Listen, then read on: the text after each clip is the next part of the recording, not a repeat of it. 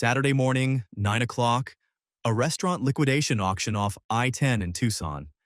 The auctioneer points to Lot 47, a 5-foot stainless machine on a pallet. Commercial mixer base, untested, as is.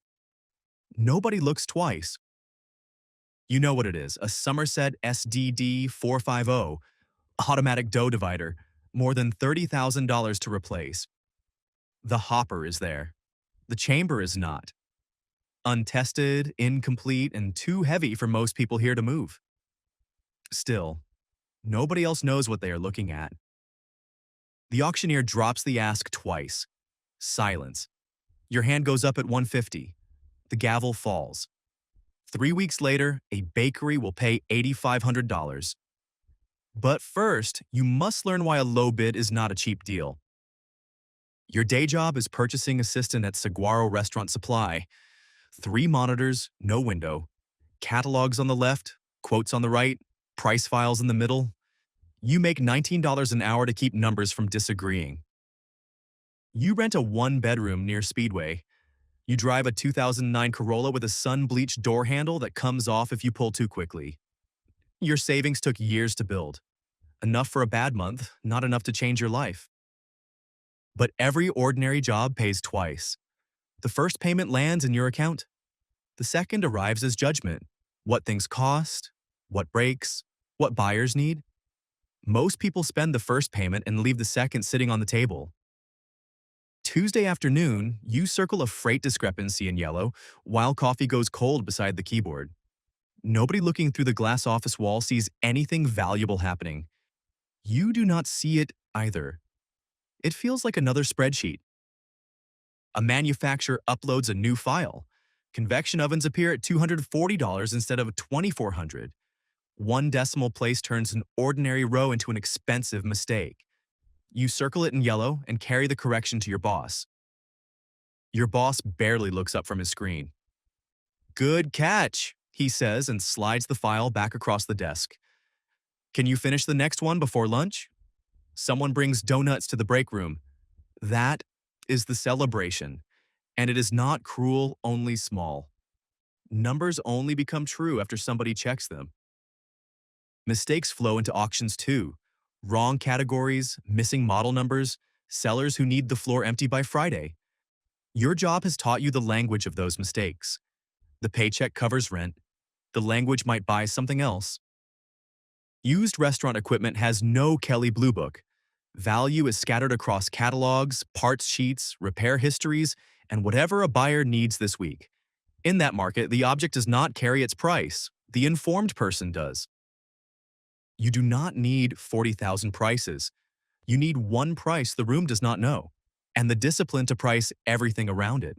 Removal, missing parts, inspection, storage, time. A low bid is not a cheap deal until those costs survive.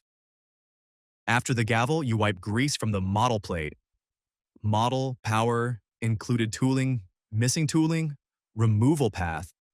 5 fields written on the back of the receipt with the same yellow pen from work. Your first inspection checklist. The Corolla is useless here. You hire a liftgate truck, buy the missing chamber, and pay a qualified technician to test it. He closes his red meter case and says, "Powering on is not passing inspection." The cheap bid has become a real investment. You call a bakery in Mesa whose opening made the local business page. "Can it run Friday?" the owner asks. That is the real question. Yours is complete, inspected, and available now. Certainty today is worth more than a bargain 6 weeks from now. The owner runs a full batch. The divider portions it cleanly. He nods once and hands you a cashier's check. You spent just over $2,500.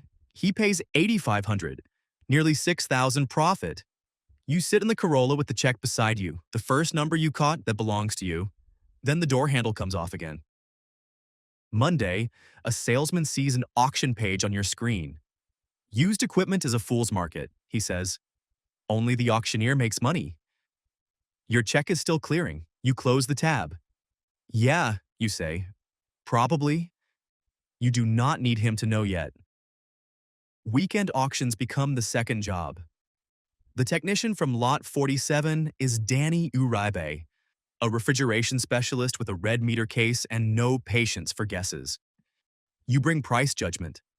Danny brings the sentence that follows every test. Show me. Clean wins make you careless. A steakhouse must be emptied fast. One price for the kitchen, inspected mostly through glass. You commit $7,200.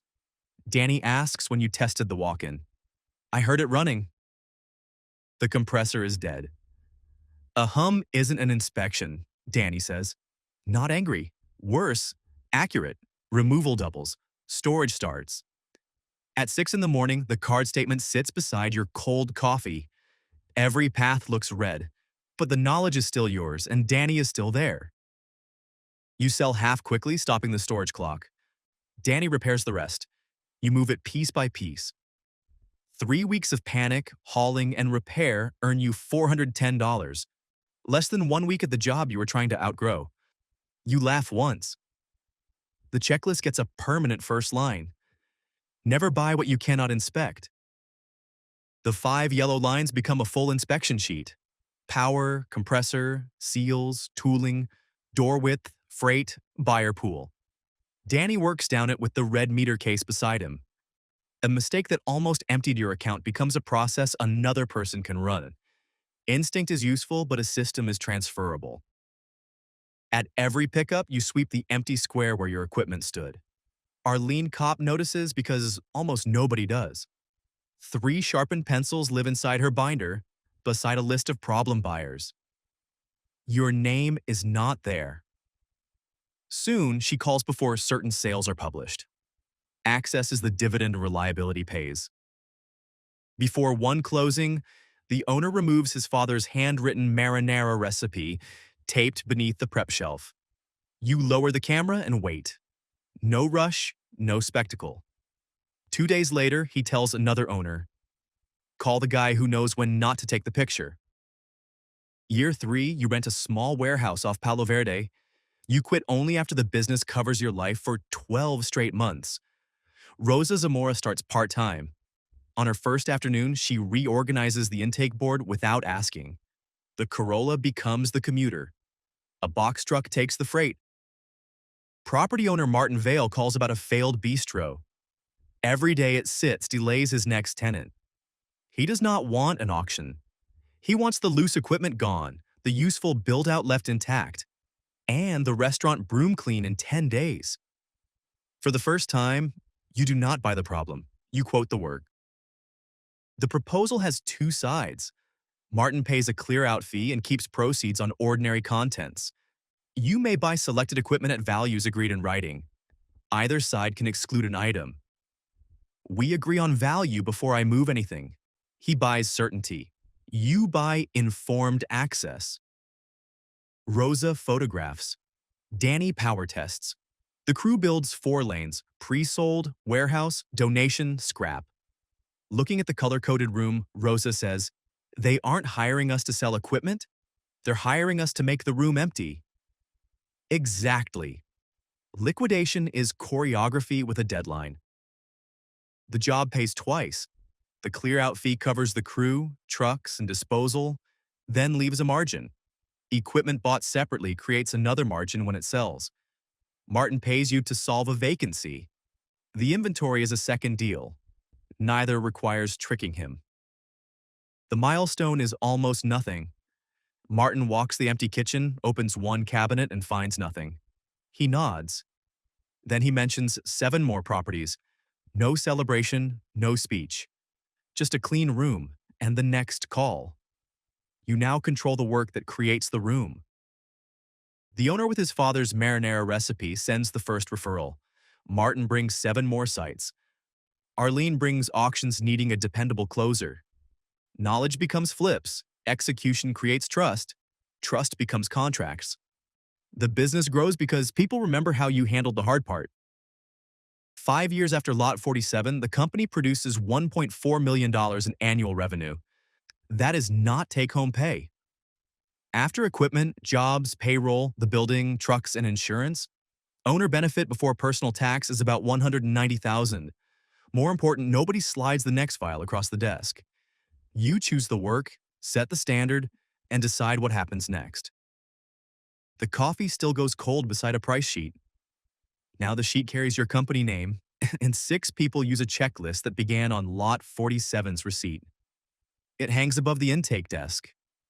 Your old job paid $19 an hour. The paycheck covered the rent. The knowledge bought the warehouse. Ground Floor tells true-to-life finance stories for education and entertainment. Nothing here is financial advice. Please like this video and subscribe for more stories about ordinary people building real money. And tell me below, what price do you know cold that most people do not?